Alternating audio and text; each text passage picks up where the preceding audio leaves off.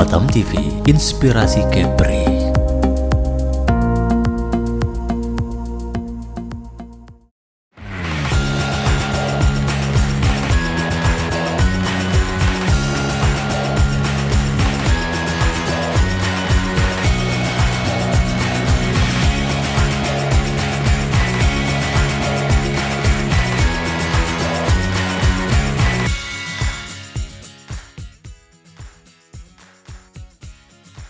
Assalamualaikum warahmatullahi wabarakatuh dan selamat sore pemirsa Batam TV.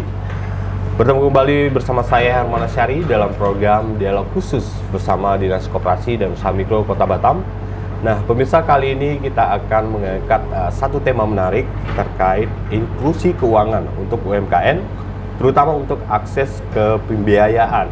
Dan untuk itu saat ini saya sudah bersama seperti biasa hadir bersama kita saat ini yaitu Kepala Dinas Koperasi dan Usaha Mikro Kota Batam, Bapak Henry Arulan. Selamat sore Pak. Selamat sore, Assalamualaikum warahmatullahi wabarakatuh. Ya, terima kasih Pak Henry untuk waktunya hari ini. Dan selanjutnya ada Ibu Nurli Evi Rosita yang merupakan pelaku usaha PMP Mangjai 788. Nah, hari ini pemirsa kita akan fokus membahas mengenai pembiayaan dan juga bagaimana cerita dari hadirnya PMP Mangjai sehingga berkembang sampai di tahun 2024 ini, dan bagaimana perjalanan jatuh bangun dari PMP Mangjai ini dan seperti apa akses pembiayaan yang dijalankan dan didapat oleh PMP Mangjai 788 ini. Baik, Misa Batam TV, mungkin langsung saja kita berbincang. Mungkin saya ke Bu Nurli ya. Iya, Saya panggilnya Bu Nurli. Iya, Pak. Bu Nurli ini kan sebagai seorang pelaku usaha PMP Mangjai. Mungkin bisa dicerita Bu sedikit sama pemirsa di rumah bagaimana PMP Mangjai 788 ini hadir di Batam Bu. Assalamualaikum warahmatullahi wabarakatuh. Perkenalkan, nama saya Nurli. Kebetulan kami memulai usaha ini di tahun 2010 Pak. Tapi pada saat itu saya masih bekerja. Jadi modal awalnya hanya 500.000 saja, hanya membuka PO kalau ada pesanan. Semakin berjalannya waktu, lumayan nih kayaknya gitu. Dan kita sama suami sepakat untuk melanjutkan usaha ini. Jadi di tahun 2013 saya bersama suami sama-sama keluar dari tempat kerja dan kami betul-betul menekunin usaha ini. Dan alhamdulillah kita pernah buka beberapa cabang di Batam, tapi ternyata ilmunya belum cukup, ilmu manajemennya, ilmu untuk memanage bagaimana kalau kita punya lebih dari satu tempat usaha. Akhirnya hanya bertahan 1 tahun Pak. Jadi modalnya habis, kan waktu itu modal yang dipakai adalah uang dari tabungan kita dari ini Pak ya. Akhirnya kami juga nggak putus asa. Jadi karena udah terlanjur berhenti kerja dan usaha ini juga kayaknya karena kesalahan kami tidak punya ilmunya, akhirnya saya satu hari pulang ke Palembang. Saya tengok lah di Palembang tuh banyak sekali PMP yang udah lumayan bagus gitu. Saya tertarik, salah satunya ada satu merek PMP itu yang dia mengeluarkan produk frozen. Jadi akhirnya saya beli, saya bawa pulang, saya pelajari bagaimana. Terus saya juga belajar otodidak mengenai perfrozenan gitu Pak. Akhirnya saya coba di tahun 2017 itu kami mencoba. Jadi setiap membuat satu produk ini kami bikin beberapa packingan yang kecil untuk melihat ketahanan produk kami tahannya berapa lama Pak. Akhirnya kami menemukan ternyata produk ini bisa bertahan di suhu tertentu sampai 15 bulan. Dan rasanya, bentuknya, baunya tidak berubah sama sekali. Akhirnya kami maju ke BP POM dan kebetulan pada saat itu BP POM juga sedang mendampingin UKM Pak. Jadi kami dapat 2 uji labnya gratis. Di 2017 tadi ya? Di 2017. Nah, akhirnya kami dapat itu Pak di 2017 akhir. Nah setelah itu kami masuk ke DC Mall, kami tawarkan itu ke retail. Nah, sampai di sana mereka kayaknya tertarik karena belum ada nih produk pempek frozen di Batam. Di Batam belum banyak lah ya. Belum ada. Pak. Belum ada malah. Ya, malah kita alhamdulillah jadi volunteernya di situ. Akhirnya masuk di DC Mall, dari sana kita masuk juga ke Carrefour. Nah, pas di tahun 2018 itu kita kumpulin lagi nih dari hasil ada sedikit keuntungan. Kami uji lab sendiri, mandiri gitu Pak ya.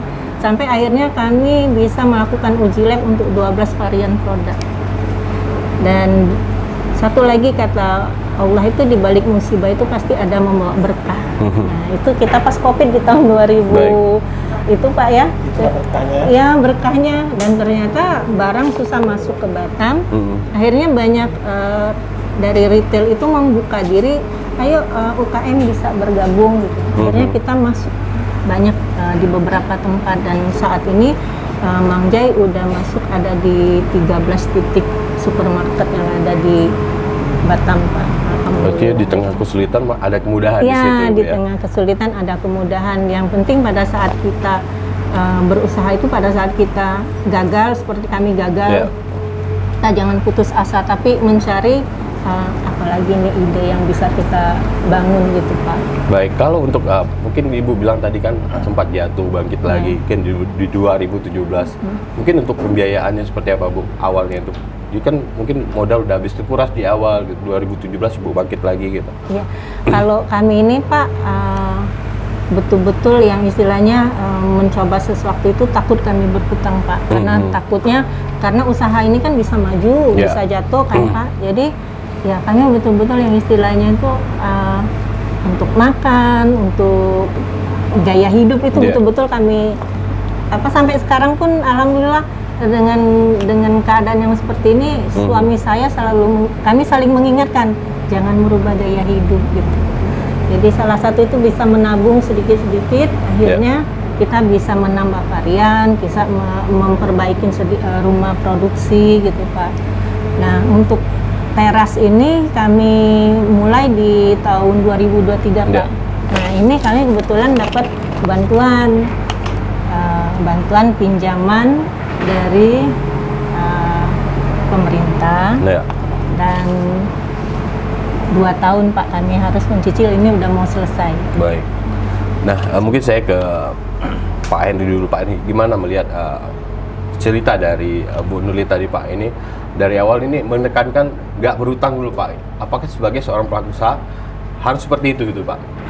Untuk modal di awal gitu, sebaiknya seperti apa?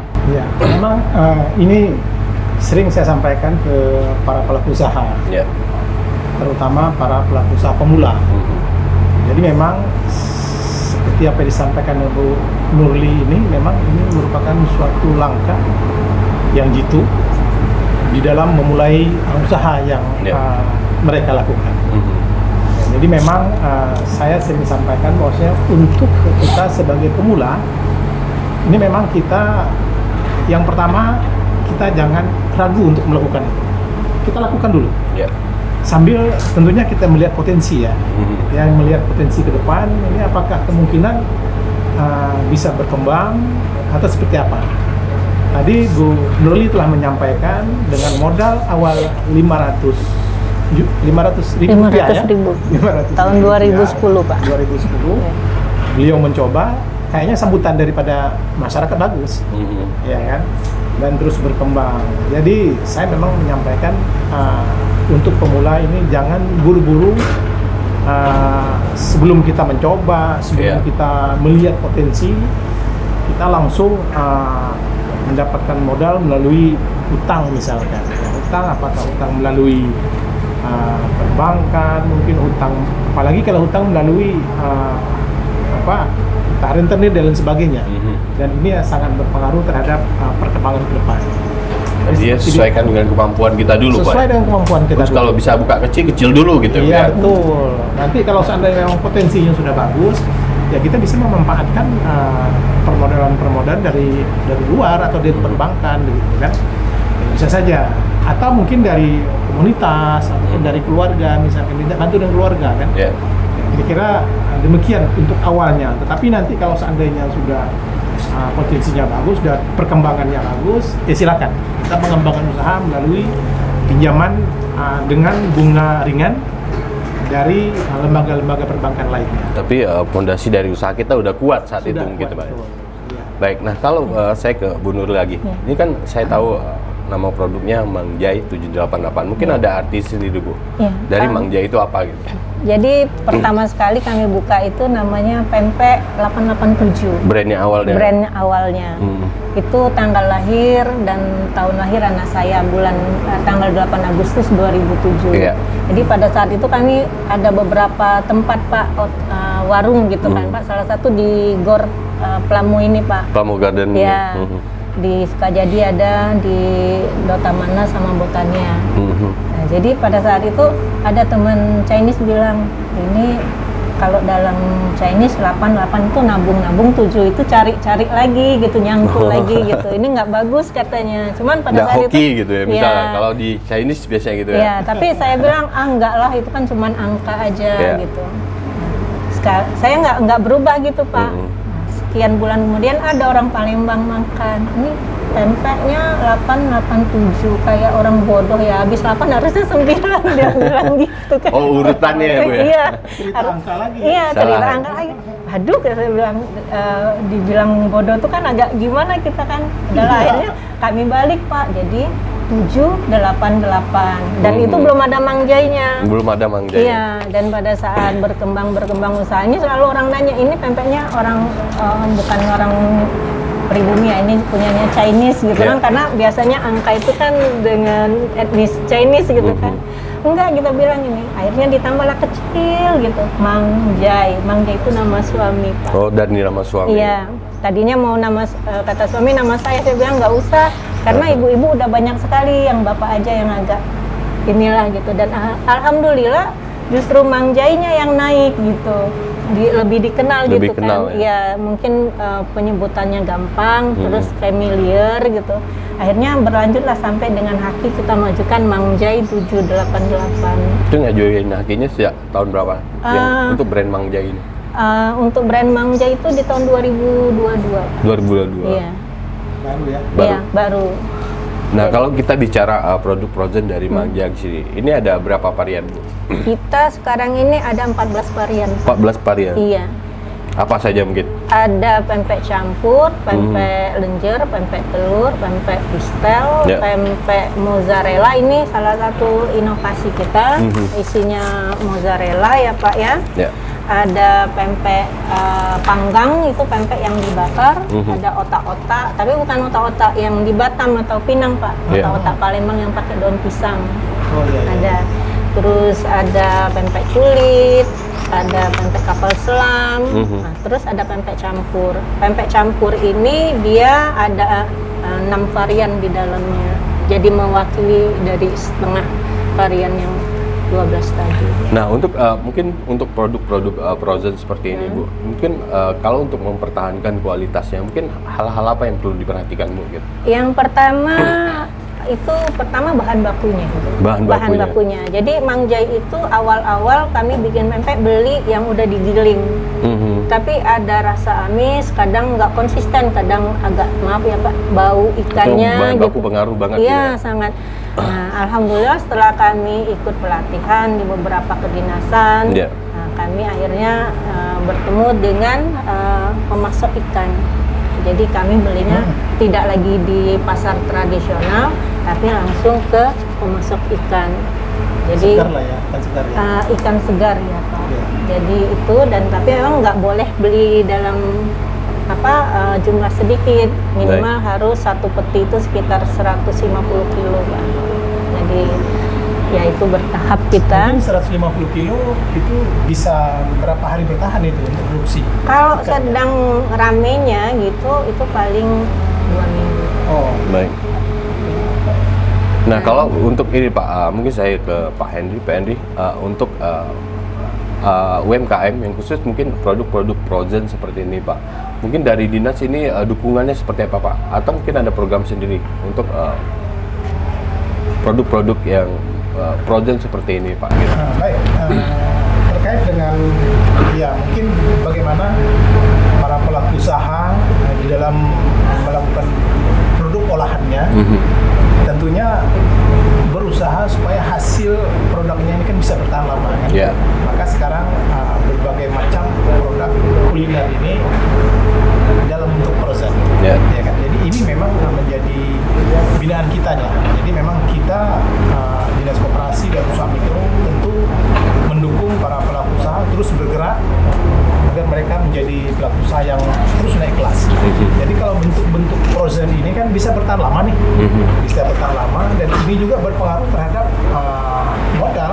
Ya kalau mungkin produk yang mungkin tahanannya hanya beberapa hari sempat tidak terjual misalkan, tentu ini rugi bagi para pelaku usaha ya. Jadi kami terus mendorong. Jadi para pelaku usaha berinovasi lah terkait dengan produk-produknya. Kalau seandainya memang masih memungkinkan untuk kita frozen kan, ya kita lakukan frozennya begitu ya. Di samping kita bisa menjual ya seperti disampaikan oleh Ibu Nurli tadi, dalam frozennya bisa bertahan sampai 15 bulan. 15 bulan. Ya, tapi untuk di ininya sendiri kita hanya taruhkan 1 tahun Pak, karena kita menjaga kualitas yang terbaik. Iya. Kami tentunya terus mendukung para pelaku usaha untuk melakukan inovasi-inovasi agar hasil produknya bisa bertahan. Dengan berbagai macam informasi, kemudian juga khusus untuk diklatnya memang saya sampaikan memang kami belum punya tenaga itu. Tetapi mereka pasti sudah punya komunitas-komunitas, dan mereka mungkin belajar dari narasumber-narasumber yang mungkin sudah kompeten ya terkait dengan berbagai macam jenis yang bisa di-frozenkan. Jadi kami dari Dinas Koperasi Usaha Mikro terus mendukung.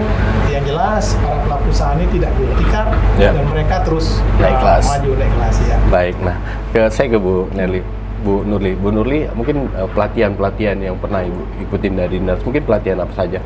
Nah itu sangat berpengaruh nggak Bu terhadap usaha yang Ibu lakukan, untuk perkembangannya seperti apa yang Ibu rasakan? Iya, kalau dari Dinas ini kan banyak Pak pelatihannya. Nah dari sana kami bisa membuka wawasan paling tidak. Salah satunya bagaimana manajemen usaha gitu kan, walaupun tidak mendalami, tapi paling tidak kami tahu langkah-langkah apa nih untuk manajemen usaha. Dasar-dasarnya gitu kan. Terus untuk kemasan juga kemarin kan dapatnya dari Dinas juga gitu. Bagaimana membuat label yang bagus, bagaimana untuk kemasan yang bagus. Nah dari sana walaupun pada saat pelatihan tidak disebutkan untuk frozen, hanya untuk yang kering, tapi dari sana kami tahu yang paling dasar dari satu kemasan itu apa saja yang terpenting gitu kan. Dan ditambah lagi pada saat di BP POM juga kita di sana diberikan banyak arahan, pengetahuan, dan akhirnya kita bisa sampai dengan sekarang. Ya ini produk olahan ikan kan? Iya Pak. Ya, mungkin saja ini selain daripada binaan dari Dinas Koperasi mungkin ya, saya belum tahu juga ini. Apakah binaan dari Dinas Koperasi atau binaan dari Dinas Perikanan ini? Diklat apa yang telah mungkin Ibu dapatkan terkait dengan produk BMP? Kalau untuk pengetahuan umum kami banyak dapatkan dari Dinas Koperasi, tapi kalau untuk perikanan kebetulan saya salah satu ketua dari Polaksar yang di bawah binaan Dinas Perikanan Kota Batam. Dan di sana kami punya kesempatan untuk mengikuti kurasi nasional. Ya, dan alhamdulillah kita lulus di tahun 2022 sebagai tenan inkubasi bisnis nasional. Nah dari sanalah kita juga banyak mendapatkan pengetahuan tentang frozen, dan juga saat ini kami produknya selain dari BP POM juga tersertifikasi dengan SNI, juga dengan SKP. Nah, di dalam binaan ini kami dibina selama 2 tahun Pak. Jadi tahun 2024 ini kami baru selesai jadi alumninya gitu. Dan Dinas Perikanan ini juga pada saat inkubasi nasional ini betul-betul ketat kita Pak. Jadi pada saat tahun 2021 kami ikut, kami gagal. Tapi dari kegagalan itu kami belajar lagi. Di tahun 2022 kami majukan lagi dan alhamdulillah lolos gitu kan. Dan ternyata di sana banyak sekali PR-nya, harus dilatih di Jakarta selama 4 hari, terus pada saat ini juga ada banyak sekali tugas-tugas yang harus diselesaikan, dan salah satunya adalah kita ditantang untuk produk baru gitu. Baik, kita tahan dulu Bu, bincang-bincang kita Bu Nurli dan juga Pak Henry. Mungkin di segmen kedua nanti kita akan lanjutkan mengenai packaging sedikit ya Bu ya, dan juga akses permodalan yang Ibu dapatkan.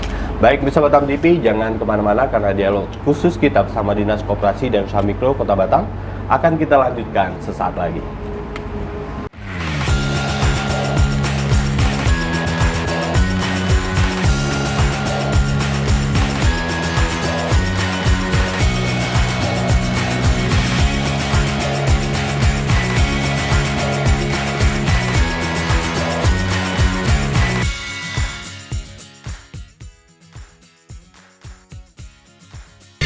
Temukan pesona alam yang memukau, petualangan seru, dan kuliner lezat yang hanya ada di Batam. Dari aktivitas air yang mendebarkan, hingga destinasi wisata yang memanjakan mata, Batam punya semuanya. Jelajahi ikon-ikon kota yang mempesona dan rasakan kehangatan budaya lokal. Dan jangan lewatkan sajian kuliner Batam yang menggugah selera, dari seafood segar hingga hidangan tradisional yang autentik. Belanja puas di pusat perbelanjaan modern yang lengkap dan nyaman. Batam, destinasi sempurna untuk liburan yang tak terlupakan. Saksikan program Amazing Batam, program yang memberikan edukasi kebudayaan, wisata religi, dan destinasi wisata yang ada di kota Batam hanya di Batam TV. Amazing Batam, enjoy the new city. Tayang setiap hari hanya di Batam Televisi. Amazing Batam, enjoy the new city. Dialog khusus menghadirkan narasumber yang ahli di bidangnya. Wisatawan Malaysia yang non orang Johor juga salah satu tujuannya Johor ini. Dinas Pariwisata Kabupaten Karimun itu mempunyai target. Adanya kolaborasi, artinya tanpa ada kolaborasi harus berjalan sendiri, apalagi di unsur pemerintah. Jadi usia batu yang ada di Natuna itu sampai 188 juta tahun yang lalu. DPRD Kota Batam bersama pemerintah Kota Batam menjadi tanggung jawab kita bersama. Jadi KPPI ini lahir, makanya namanya juga Kaukus. Ya, Kaukus itu sebenarnya organisasi yang sifatnya temporer.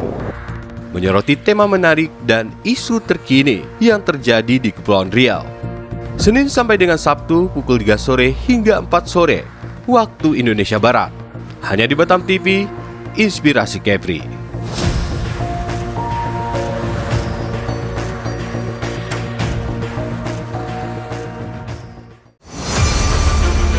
Expos Kepri. Program ini dirancang untuk memberikan sorotan khusus pada berita dan informasi dari berbagai sektor. Kedatangan Duta Besar India ini disambut oleh Kepala Dinas Pariwisata Kepulauan Riau. Usai ditambahkan sebagai Datuk Seri Satria Wijaya Negara, Panglima TNI Jenderal Agus Subianto menyempatkan diri mengunjungi Pulau Penyengat. Dengan tujuan terjadi peningkatan kerjasama khususnya di sektor pariwisata dan perdagangan yang saling menguntungkan antara kedua belah pihak. Event Sport Tourism spektakuler di Asia, Bintan Triathlon 2024 sukses digelar. Perlombaan triathlon digelar sejak Sabtu dan Minggu. Event Natuna Geopark Marathon 2024 yang diselenggarakan 12 Mei 2024 oleh Dinas Pariwisata dan Budaya Kabupaten Natuna diminati prajurit TNI. Peluncuran dan pelayaran perdana MP Putri Anggraini 07 dari Pelabuhan Harbour Bay, Batam ke Pelabuhan Putri Harbour, Johor Bahru, Malaysia. Kami memiliki Tea Room yang pertama di Asia Tenggara yang berfungsi sebagai pusat penilaian perkembangan, kegiatan pendidikan dan sesi terapi. Tayang setiap hari. Batam TV, Inspirasi Kepri.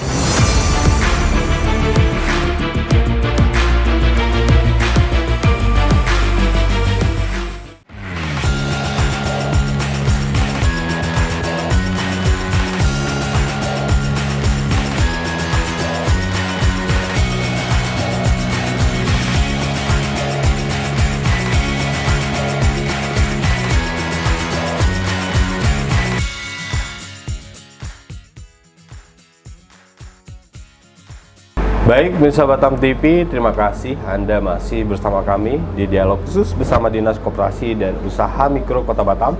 Dan kita masih berbincang bersama Kepala Dinas Koperasi dan Usaha Mikro Kota Batam, Bapak Henry Arulan, dan juga Ibu Nurli Evi Rosita yang merupakan pelaku usaha empek-empek Mang Ajai atau empek-empek 788. Kita masuk di segmen kedua terkait inklusi keuangan untuk UMKM dan akses ke pembiayaan UMKM sendiri di Kota Batam. Saya ke Bu Nurli lagi. Bu Nurli, kita lihat kan banyak packaging dari produk empek-empek Mang Jai ini, Bu. Ini dari awal packagingnya seperti ini atau sudah berapa inovasi yang Ibu lakukan untuk masalah packagingnya, Bu? Gitu. Kalau packagingnya ini yang terbaru Pak di tahun 2023. Setelah kita dapat masukan dan juga awalnya untuk pertama sekali packaging ini kami dibantu oleh dinas dari kurasi nasional tersebut. Kami dapat 3.000 pieces kemasan Pak. Tapi hanya untuk 2 produk. Produk untuk pempek campur sama tekwan. Tapi desainnya juga seperti ini. Desainnya yang tekwan dari ini. mereka gitu kan, sama pempek campur. Nah, awalnya kami adalah kemasan biasa aja Pak, polos, stikernya masih kecil tempel. Terus meningkat lagi karena udah masuk di supermarket gitu. Kita pakai yang dari nilon, terus pakai stiker tempel tapi yang udah di laminating Pak, supaya nggak hancur. Itu setiap hari kerjanya nempelin stiker gitu. Nah, dan itu dari 2017 sampai dengan 2022. Di tahun 2023 alhamdulillah dengan ini kami bisa semuanya udah pakai kemasannya yang bagus seperti ini.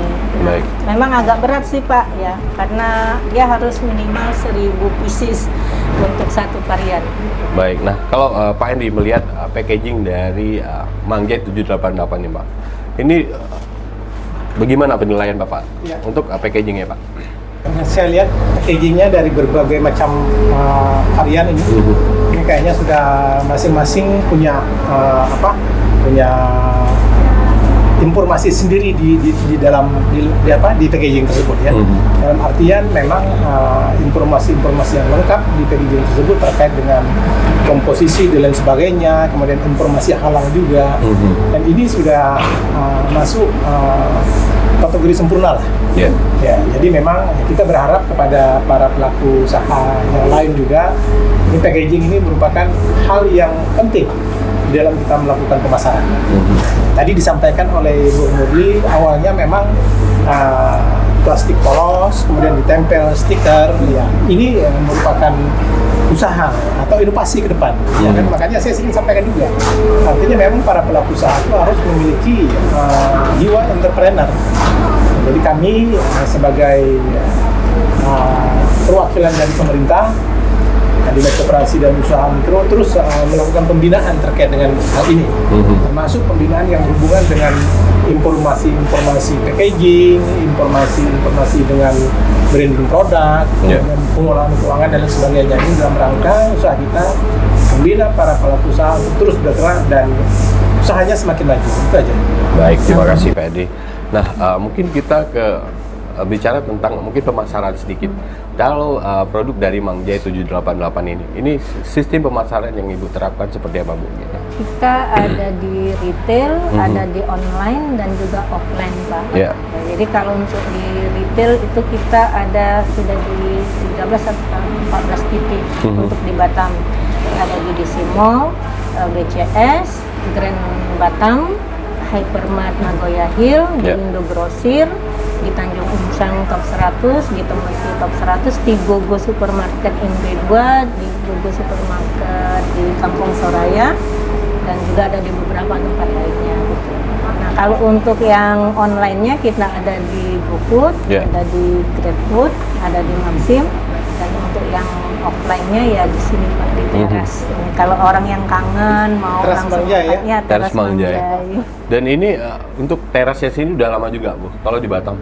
Kalau kemarin kan kita di awal cerita banyak buka di luar Pak. Nah itu pada saat COVID kami nggak mampu bayar sewa, karyawan juga nggak bisa kami bayar karena betul-betul pada saat COVID itu mati untuk nggak boleh keluar ya? Iya, karena orang nggak boleh keluar kan, jadi nggak bisa orang mau duduk makan gitu. Akhirnya kami tutup. Yang terakhir kami tutup tuh yang di Sukajadi. Akhirnya saya diskusi sama Bapak, nih banyak juga dari pelanggan yang biasa makan di tempat kita tuh WA, Bu, kapan buka lagi, kapan buka lagi. Akhirnya saya diskusi sama Bapak, bagaimana sih supaya kita nggak sewa. Ya akhirnya kita tentukanlah di teras ini Pak, supaya nggak bayar sewa gitu. Kalaupun karyawan kan istilahnya masih bisa kita ini kan. Ini salah satu kami melakukan pinjaman pertama sekali dengan bantuan pemerintah untuk membangun teras ini Pak. Karena kenapa kami berani pinjam? Karena kami merasa sudah mampu menyisikan cicilannya. Alhamdulillah. Ya, Artinya supaya bertahap ya Bu ya? jangan langsung jadi dari kredit awal buka macet teras gitu kan langsung Pak. gitu ya? Iya, gitu. Nah mungkin kalau kita bicara masalah pinjaman tadi Bu, itu apa yang Ibu rasakan setelah mendapat pinjaman gitu, perkembangan dari usaha Mang Jai ini sendiri?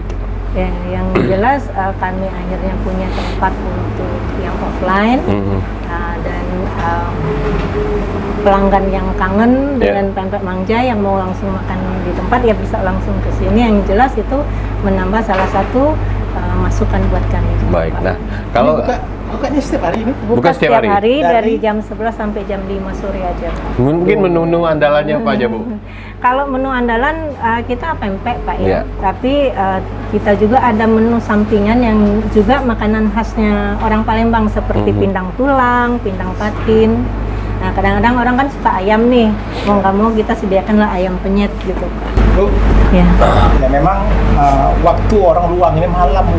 Iya. Malam. Kalau dari jam 11 sampai jam 5 sore tadi ya. Iya. Kerja ini. Kalau mungkin bisa malam sampai jam 9 cantik itu. Oh gitu. Nah, ya mungkin ini bisa dipikirkan. Timingnya ya. Timingnya ya Pak ya. Kadang-kadang kan malam-malam orang pengen nyantai ya Pak ya. Ingin nyantai bersama keluarga, kamu cari kuliner di mana begitu kan. Jadi saya memang baru tahu tempat ini Mang Jai, tapi kalau sampai jam 5 kita masih kerja lah. Mungkin ditambah ya Bu ya sampai malam. Ditambah paling tidak sampai jam 9 ya. Baik Pak Hendy, mungkin tadi kan kita bahas sedikit tentang permodalan. Nah, kalau dari Dinas Koperasi dan Usaha Mikro Kota Batam sendiri, untuk akses permodalan mungkin ada program apa aja Pak? Ya, kita kalau di Dinas Koperasi Usaha Mikro, udah sering saya sampaikan di beberapa tempat, kita memiliki UPT Badan Layanan Usaha Daerah Dana Bergulir. Ya, jadi memang kita memiliki program pinjaman dengan bunga rendah kepada siapa sajalah pelaku usaha, kemudian koperasi untuk mendapatkan fasilitas pinjaman dengan modal rendah ini. Saya sampaikan pada kesempatan hari ini khusus untuk para pelaku usaha itu maksimal bisa pinjam 150 juta. 150 juta. Memang kita di grup Dana Bergulir ini menggunakan agunan. Ya, di sana bunganya 4%. 4%. Flat per tahun. Ya, jadi kalau kita menggunakan ataupun mendapatkan fasilitas dari perbankan yang lain, saya sampaikan contoh misalkan KUR. Jadi usaha rakyat itu terdiri dari beberapa perbankan yang menyediakan itu, memang tanpa agunan dan bunganya 6%. 6%. Kami sampaikan juga pada para pelaku usaha, jika mungkin ingin memanfaatkan itu, ini bisa ditelusuri ini untuk KUR. Ya, kalau seandainya mungkin tidak dapat informasi itu, bisa datang ke Dinas Koperasi Usaha Mikro, terkhusus UPT kita juga ada UPT. Kita ada UPT Pusat Layanan Usaha Terpadu UMKM. PLUT. Itu tempatnya kantornya yaitu di Bengkok City. Jadi di sana dapat bertanya lah apa saja yang berhubungan dengan usahanya, yang mungkin bagaimana meningkatkan pemasaran, bagaimana untuk mendapatkan modal, bagaimana untuk melaksanakan manajemen daripada usahanya, bisa bertanya di sana, gratis loh. Banyak Ya, informasi Pak ya? Iya, selain daripada kami melaksanakan berbagai macam diklat. Jadi secara individu bisa datang ke Plut, ya, saling konsultasi dan bertanya. Termasuk permodalan tadi, kemana saja bisa dipinjam. Makanya saya sampaikan tadi, bisa ke KUR, bisa ke Plut dana bergulir, bisa ke Pegadaian yang bunganya rendah dan mereka juga punya program-program itu. Baik. Ya, jadi ini saya sampaikan, tapi saya sarankan bagi para pelaku usaha yang sudah saya anggap potensinya bagus. Yeah. Ke depan kita bisa perkirakan mampu untuk mengembalikan cicilannya. Artinya bisa pinjamannya bisa lebih besar gitu Pak? Bisa lebih besar. Jangan sampai tanpa perhitungan kita melakukan pinjaman nanti pengembaliannya macet. Yeah. Nah, ini permasalahan ini. Makanya saya bilang posisinya bagus, yakin kita bisa mengembalikan cicilannya tentu bunga rendah ya. Kalau KUR 6% saya sampaikan, walaupun tidak menggunakan agunan. Tapi kalau di dana bergulir 4% saja per tahun. Saja. Tapi harus menggunakan agunan karena 4% tadi ya kan. Jadi ini informasi-informasi yang kami terus sampaikan kepada para pelaku usaha untuk dia memanfaatkan fasilitas ini. Yang penting fondasinya udah kuat dulu Pak ya, Iya, untuk bayar cicilan ya. Iya.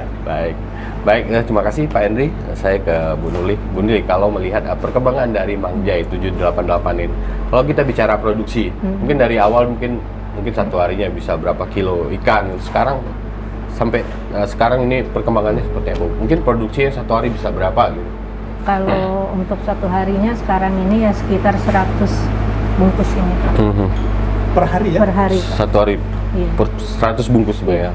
Itu untuk semua varian? Untuk semua, ya 100 itu untuk semua varian, bukan satu varian 100 belum Pak, doakan belum, ya? sampai ke sana. Tapi ini diproduksi setiap hari ya Bu? Iya, diproduksi. Nah, kalau untuk pekerja gimana? Berapa orang yang kalau Ibu aja untuk kerja, produksi itu, kalau pengadonan kan tetap kita yang pegang Pak. Jadi untuk yang mencetak itu satu orang aja. Yeah. Dia kerja dari jam 7 pagi sampai jam 1 siang. Kalau yang untuk packaging dia masuk jam 9 sampai jam 5 sore. Jadi setelah ada hasil produksi udah agak didinginkan, nanti dia packaging langsung di hari yang sama. Kita punya alat ya untuk packaging, untuk ada Pak. Ini merapatkan ini. Ya ada sealer sama vacuum. Sealer sama vacuum kita punya Iya, ya. punya Pak. Tapi masih kecil Pak. Insya Allah doakan nanti kami bisa beli yang besar, yang sebesar meja ini, yang harganya 25 juta. Ya itu bisa memanfaatkan fasilitas Blue tapi ya terserah lah. Jelas kita menawarkan program-program itu bagi para pelaku usaha untuk terus mengembangkan usahanya. Ya, pilihannya banyak Pak ya. Iya, pilihannya banyak. Nah gitu, mungkin dari awal berdiri Mang Jai 78 sampai berkembang seperti sekarang, mungkin apa ya yang Ibu terapkan Ibu di usaha Ibu hingga bisa berkembang seperti sekarang? Mungkin poin-poin apa aja yang penting Ibu yang Ibu terapkan gitu, Ya, dalam menjalankan usaha? Gitu. Ya, yang pertama itu jaga kualitas, terus jaga juga kebersihan. Dan kami punya moto itu kalau kita melakukan segala sesuatu itu kan harus dipertanggungjawabkan Pak. Dipertanggungjawabkan itu bukan dengan pembelinya tapi juga dengan Allah. Jadi pada saat kita sudah berkomitmen untuk melakukan sertifikasi halal, ini kita jamin kehalalannya. Jadi bukan hanya sekedar sertifikatnya aja Pak. Sertifikat ya saja, gitu. Jadi kayak misalnya telur itu wajib dicuci sebelum digunakan karena kan di kulit telur itu ada najisnya gitu. Kalau nggak dicuci takut najis itu masuk dan termakan oleh pembeli kita dan itu juga bisa menjadi penyakit atau sesuatu yang makruh ya gitu kan. Nah, itu yang kami sangat jaga gitu Pak. Jadi pada saat kita berkomitmen untuk ikut SNI, ikut SKP, ikut BPOM, seoptimal mungkin kita mengikuti apa yang mereka sebagai standar mutunya itu ya harus kita jaminkan. seperti standar halalnya juga ya, standar halalnya juga gitu. Karena itu jaminan yang harus kita pertanggungjawabkan, bukan cuma dengan pelanggan kita, dengan diri kita dan juga dengan yang menciptakan. Gitu. Terus tidak mengubah gaya hidup tadi, Pak. Baik. Ya, karena istilahnya sebenarnya kalau untuk keuntungannya bisa sih mampu beli ini beli itu. Jadi nggak memaksakan diri ya? Iya, jangan memaksakan diri. Makanya kita lebih memperbaiki rumah produksi kita sedikit demi sedikit gitu. Tapi refreshing itu penting Bu. Keseharian kita masih kerja. tetap lah ya Bu ya, masih ke mall juga ya? Ke mall kami Pak, hampir tiap hari Pak ke mall. Hanya kalau orang lain ke mall kan jalan-jalan belanja kan Pak. Kalau kami masukkan tagihan, ngecek stok produk, menyusun kembali. Itu termasuk refreshing juga. Tapi yang betul salah satunya refreshing karena ada kelompok Niaga Bari Permai Polaksar tadi Pak.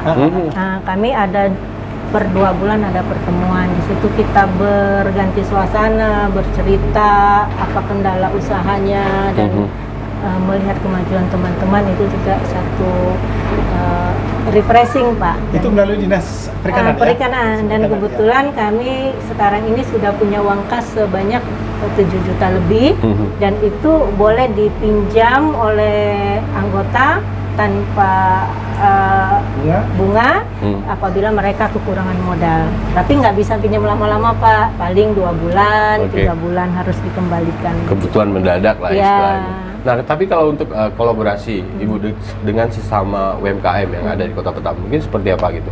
Biasanya kolaborasi yang kedua kerjasamanya seperti apa? Ya, kalau kami kan ada berapa orang nih di kelompok, ada yang bikin kayak peyek, ada keripik. Nah, biasanya mereka titip di sini juga Pak.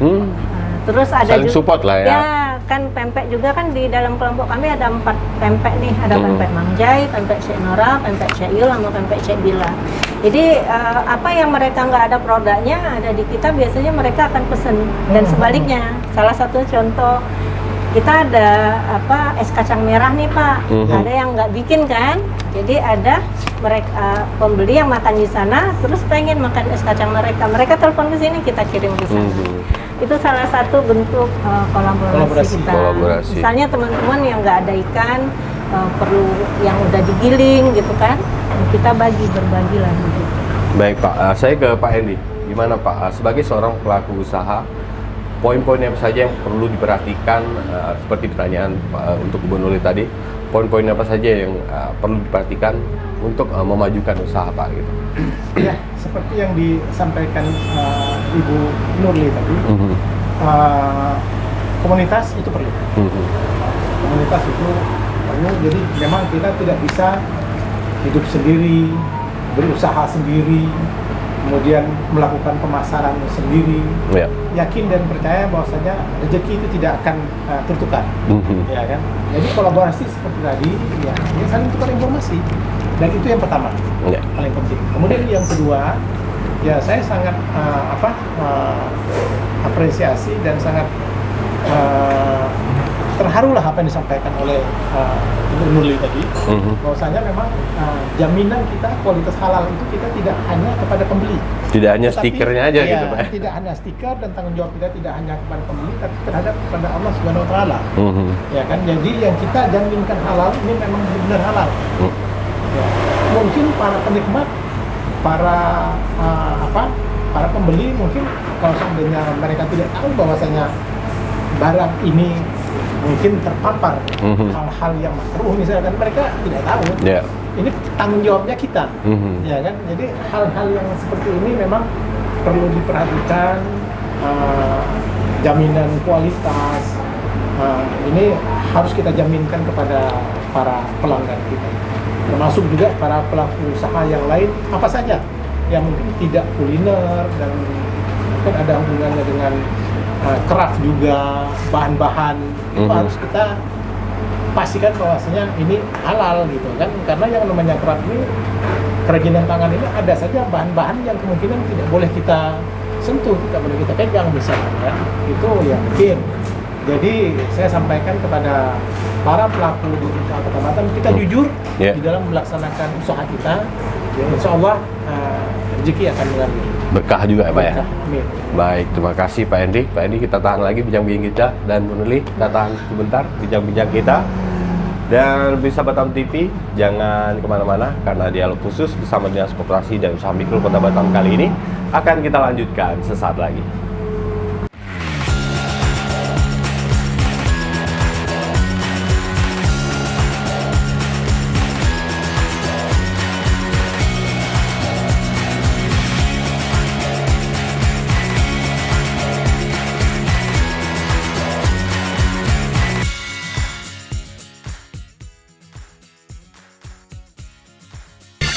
Temukan pesona alam yang memukau, petualangan seru, dan kuliner lezat yang hanya ada di Batam.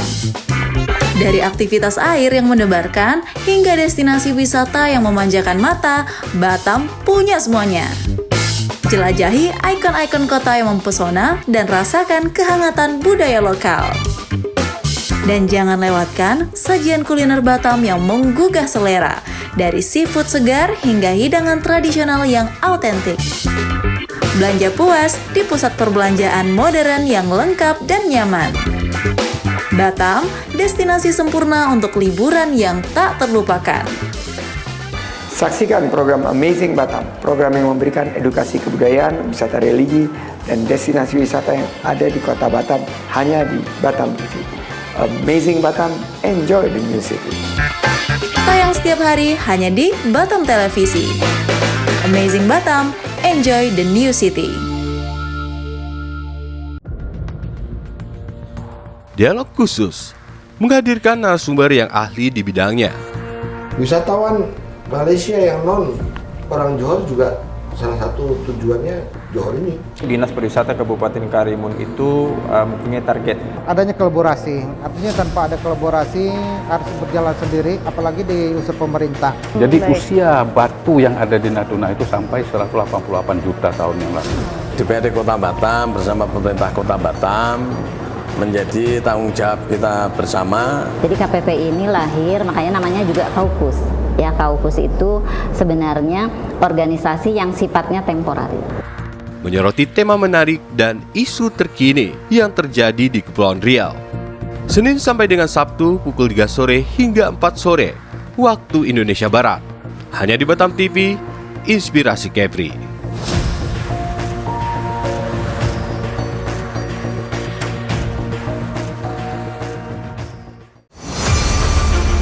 Expose Kepri. Program ini dirancang untuk memberikan sorotan khusus pada berita dan informasi dari berbagai sektor. Kedatangan Duta Besar India ini disambut oleh Kepala Dinas Pariwisata Kepulauan Riau. Usai ditambahkan sebagai Datuk Seri Satria Wijaya Negara, Panglima TNI Jenderal Agus Subianto menyempatkan diri mengunjungi Pulau Penyengat. Dengan tujuan terjadi peningkatan kerjasama khususnya di sektor pariwisata dan perdagangan yang saling menguntungkan antara kedua belah pihak. Event Sport Tourism spektakuler di Asia, Bintan Triathlon 2024 sukses digelar.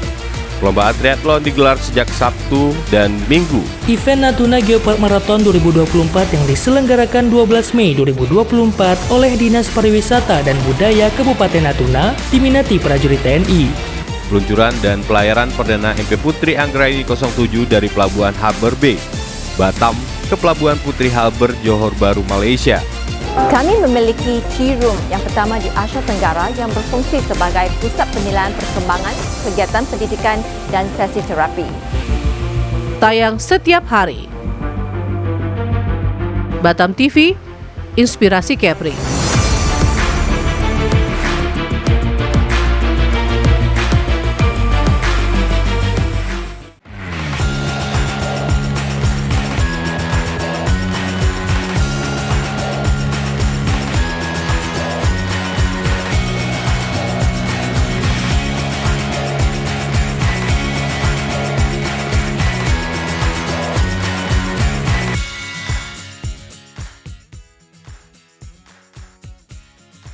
Ya, terima kasih pemirsa Batam TV, Anda masih bersama kami di dialog khusus bersama Dinas Koperasi dan Usaha Mikro Kota Batam.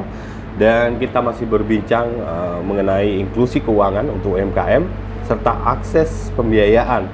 Dan kita bersama Empek-Empek Mangjai 788 Dan bersama online langsung Ibu Nurli Evi Rosita yang merupakan pelaku usaha PMP Mangjai, dan juga Kepala Dinas Koperasi dan Usaha Mikro Kota Batam Bapak Hendri Arulan. Kita masuk di segmen ketiga, dan mungkin saya kembali lagi ke Bu Nurli. Nah, Bu Nurli sebagai seorang pelaku usaha yang mungkin kalau kita bisa bilang ini udah senior lah Pak ya, dan udah lama menjalankan usaha ini. Nah, bagi para pelaku pemula di Kota Batam yang mungkin junior Ibu lah gitu, apa saran yang Ibu ingin sampaikan untuk memulai usaha seperti yang Ibu jalankan dan bertahan lama seperti sekarang Bu gitu? Yang pertama itu konsisten dan persisten. Jadi kalau konsisten itu kita itu tidak merubah satu. Misalnya gini, saya buat A, ini nggak laku nih, terus besok bikin B, terus jadi kayak palu gada gitu. Gitu. Nah, jadi kita itu harus konsisten. Kita yakin produk yang akan kita tampilkan ini bisa. Hanya saja tinggal mencari waktu yang tepat. Terus juga mencari pangsa pasar yang tepat. Jadi harus konsisten. Yang kedua persisten. Persisten itu tekun gitu. Jangan hari ini bikin, besok enggak. Hari ini bikin itu, besoknya enggak gitu. Yang kedua itu jaga silaturahmi. Jadi tetap bersilaturahmi. Kayak saya pun sama Bapak itu sering silaturahmi dengan pempek. Mungkin tahu pempek yang di Marselia, Kak C gitu. Itu kami sering ngobrol juga di situ. Walaupun kalau kita bilang itu pesaing misalnya, tapi tetap harus bersilaturahmi ya Bu. Tetap bersilaturahmi. Kenapa? Dari sana kita tahu kendala dia apa, kendala kita apa gitu. Jadi kadang-kadang dari kendala orang kita mendapatkan solusinya. Nah itu. Ya seperti tadi di kelompok kami kan ada 4 pempek tuh. Ya, cuman kita kan punya pilihan masing-masing. Ada yang mau di frozen kan, ada yang bilang udahlah, ayo kami di sini aja. Yang penting udah ada sertifikasi halal. Kami udah gini, kami nggak mau frozen. Jadi orang itu kan berbeda-beda ini ya. Jadi jangan takut kita bersaing. Jadi kalau kami sendiri selalu menyatakan tidak ada saingan dalam berbisnis, tapi berkolaborasi gitu. Ya seperti Bapak bilang tadi, rezeki nggak ketuker ya Pak ya. Nah yang ketiga itu ya doa. Doa itu ya bisa minta dari orang tua kita kalau masih hidup. Yang ya kalau nggak ada ya kita berdoa sendiri. Dan yang terpenting itu komunikasi antara pasangan. Baik itu pasangan kita bersama seperti saya sama Bapak gitu kan, suami istri. Nah itu tetap berkomunikasi, kadang-kadang juga mentok juga ada ide atau saran yang nggak bisa langsung diterima. Kita sempet juga loh Pak, kalau lagi begitu kami nggak teguran juga. Tapi dalam artian di situ saling sama-sama mengkoreksi diri ya, supaya bagaimana bisa masukan kita diterima. Nah kita carilah siapa mediasinya, orang yang lebih senior dari kita. Kita ceritakan, akhirnya kadang-kadang kan maaf nih, terutama bapak-bapak itu kalau istri yang ngomong agak susah kan Pak nerima.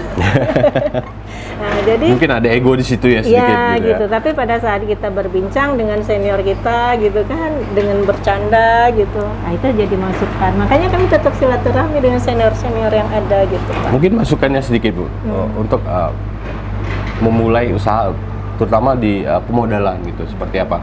Sebaiknya diterapkan seperti apa gitu? Ya kalau untuk awal modal itu satu yang harus kita hitung kemampuan kita. Jadi kalaupun mau cepat besar, kalau mau berhutang, berhutanglah dengan keluarga. Ya, kenapa? Karena kalau dengan keluarga kita masih bisa cincai-cincai, nego-nego, tapi ya hutang tetap harus dibayar. Tapi paling enggak kalau janjinya bulan ini bisa maju ke bulan berikutnya. Nah, tapi sebisa mungkin kalau ada keuntungan itu tetap kita sisihkan. Kalau saya keuntungan itu disisihkan 50% itu untuk mengembangkan usaha. Balik lagi ke usaha ya, gitu. Balik ke usaha, jangan dihabiskan semua gitu. Nah, dari sana kita mulai, setelah kaki kita kuat, kita tahu pangsa pasar kita, dan kayak kami aja Pak ya, untuk saat ini tahun 2024 itu dari tahun 2022 kami udah menetapkan kemana kami harus menambah pemasaran kami. Nah, dan tahun ini kami betul-betul masuk di Gogo gitu, nambah laporannya udah lengkap ya Pak ya? Ya, seperti itu ya. Jadi jangan buru-buru semua pasar mau kita masukin gitu. Ya. Jangan, karena di situ akan menghabiskan energi kita dan nanti pada saat produk kita kurang mendapat sambutan, kembali lagi kita yang rugi. Ya. Jadi bertahap, tetap pada tahapannya. Baik. Dan ini banyak pelajaran. Iya. Banyak pelajaran yang didapatkan bagi para pelaku usaha melalui Iya. Dan mungkin Bapak tambah sedikit Pak, silakan Pak. Untuk para pelaku usaha pemula yang ingin memulai usaha seperti yang Bu Nurli bilang tadi dan pemodalannya seperti apa sebaiknya gitu. Ya, saya rasa apa yang disampaikan Bu Nurli ini udah cukup. Udah cukup Pak, banyak lebar. Artinya memang yang pertama ya kita tidak boleh ragu-ragu. Tidak boleh ragu-ragu dan perhitungannya juga harus pas menurut kita. Ya mungkin awalnya kita bisa bertanya-tanya dulu lah kepada senior gitu kan. Kalau saya melakukan ini, kira-kira sarannya gimana? Kira-kira pemasarannya gimana? Atau mungkin ada nggak langganannya yang mungkin bisa berkolaborasi ya? Atau mungkin kita berkolaborasi dengan yang sudah berjalan misalkan dan lain sebagainya. Nah, ini merupakan hal yang penting juga. Tapi tadi disampaikan oleh Bu Nurli itu ya banyak. Sangat menginspirasi lah Pak ya. Sangat menginspirasi bahwasanya memang kita berbisnis ini jangan takut dengan saingan. Karena yang namanya selera orang ini berbeda-beda. Ya kan sedikit saja ya mungkin ada varian yang berbeda, ini selera ini orang ini berbeda-beda. Ya kan ada yang mungkin suka yang lebih asin. Ya kan ada juga suka yang lebih bagaimana mungkin agak terasa ikannya atau apa suka manis gitu Pak ya. Mungkin tak suka dengan terlalu terasa ikannya, mungkin agak terasa amis misalkan ya kan. Dan ini juga tergantung daripada bagaimana kita memproses daripada produk yang kita buat. Saya juga termasuk bagian yang mendapat inspirasi juga apa yang disampaikan oleh Ibu Nurli ini. Ya untuk mungkin saya sampaikan kepada pelaku usaha yang lain pada saat melaksanakan kegiatan-kegiatan di kelak nantinya. Baik, saya ke Bu Nurli. Apa saran dan masukannya untuk pemerintah Kota Batam melalui Dinas Koperasi dan Usaha Mikro Kota Batam? Silakan sedikit. Mungkin harapannya juga ya, boleh. Pak ya. Masukan buat pemerintah Kota Batam, UMKM di Batam ini rata-rata jarang yang berusia muda. Rata-rata orang yang udah mulai mau pensiun atau menghadapi pensiun, mereka mulai buka usaha. Jadi harapan kami nih untuk yang UMKM di atas 45 tahun ke atas sampai 60 itu masih boleh lah ikut pelatihan. Karena itu saran nih Pak. Karena itu selalu dibatasin dengan usia. Nah, kenapa saya bilang begitu? Mungkin kami sudah tahu nih ilmunya seperti ini, pernah dapat pelatihan packaging, mungkin itu kan 5 tahun yang lalu. Saya mungkin dengan perkembangan sekarang kami perlu update gitu, jangan edit.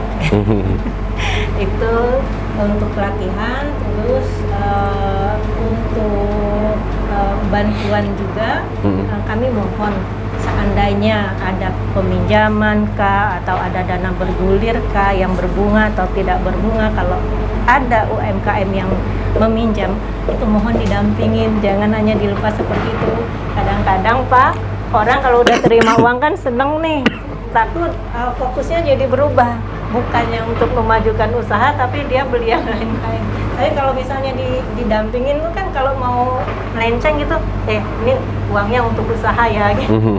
Jadi betul-betul usaha itu bisa berkembang dengan maju gitu. Itu aja. Mungkin kontrolnya ya Pak ya, kontrol dari pinjamannya tadi. Mungkin sedikit Pak tambahan. Baik. Terima kasih. Apa yang disampaikan Bu Nurli tadi memang terkait dengan pelaksanaan diklat, memang terus terang kita tidak membatasi umur, kita tidak membatasi usia. Kalau dari Dinas Koperasi nggak ada batas usia. Memang kita prioritaskan binaan kita. Saya pernah sampaikan bahwasanya jumlah pelaku usaha yang ada di Kota Batam ini hampir plus minus 75.000 jumlahnya. Jadi yang menjadi binaan kita itu sampai saat ini tercatat itu lebih kurang 1.400. Makanya saya sampaikan kami melalui Ketua Tim Penggerak PKK Kota Batam, Ibu Hajah Marlin Agustinardi, itu memberikan saran kepada kami, laksanalah kegiatan tupoksi daripada Dinas Koperasi ini jemput bola ke lapangan. jangan para pelaku usaha ini dibiarkan begitu saja. Karena banyak pelaku usaha ini yang mungkin awam terkait dengan legalitas dan sebagainya. Dan pada akhirnya kami melaksanakan kegiatan roadshow ke 12 kecamatan, dan ini kami sampaikan terkait dengan informasi-informasi itu, dan di situ kami sekalian mendata dan kami tarik menjadi binaan kami di Dinas Koperasi dan Usaha. Jadi yang pertama saya sampaikan memang kita tidak membatasi usia terkait dengan pelaksanaan kegiatan. Yang namanya orang berusaha memang siapa saja kan boleh berusaha. Jadi tidak orang yang di bawah umur 40 tahun. Tapi mungkin kuotanya terbatas, Pak ya. Cuman memang saya sampaikan dari 1.400 binaan kita dapat melaksanakan kegiatan itu kadang-kadang satu kali kegiatan itu 100-an orang. Jadi memang kami pilih bagi para pelaku usaha ini yang sudah bisa jalan, sudah mapan dan sudah mahir. Ini kami anggap udah naik kelas gitu misalnya. Naik kelas artinya kami bisa lewatkan. Kalau ibunya udah naik kelas juga ya. Tapi mungkin kalau yang baru misalkan lagi tertati-tati, nah ini usaha kami untuk melakukan pembinaan. Itu yang disampaikan Bu Nurli. Terima kasih Bu Nurli, memang ini masukan yang bagus. Kemudian yang kedua juga, ini masukannya brilian juga ini, yang berhubungan dengan pembinaan. Jadi kami, saya sampaikan tadi, memiliki dana bergulir yang bisa dimanfaatkan. Saya sampaikan tadi berapa pelaku usaha yang bisa memanfaatkan, berapa besaran yang didapatkan. Kemudian khusus untuk pelaku usaha 150 juta, untuk koperasi ini 300 juta. Ya, jadi yang disampaikan Bu Nurli, lakukan pembinaan dan sampai mereka sudah dapat uang fasilitas pinjamannya, malah tidak fokus kepada rencana awal. Entah kemana-mana lari uangnya, sehingga nantinya akan bermasalah terhadap pengembaliannya, ya kan. Dan ini merupakan masukan yang sangat baik bagi kami, dan insya Allah ke depan, dan sebenarnya kami sudah laksanakan juga selama ini, khusus di dana bergulir, dana bergulir di bawah UPT Dinas Koperasi Usaha Mikro, kami bekerja sama difasilitasi oleh Kejaksaan.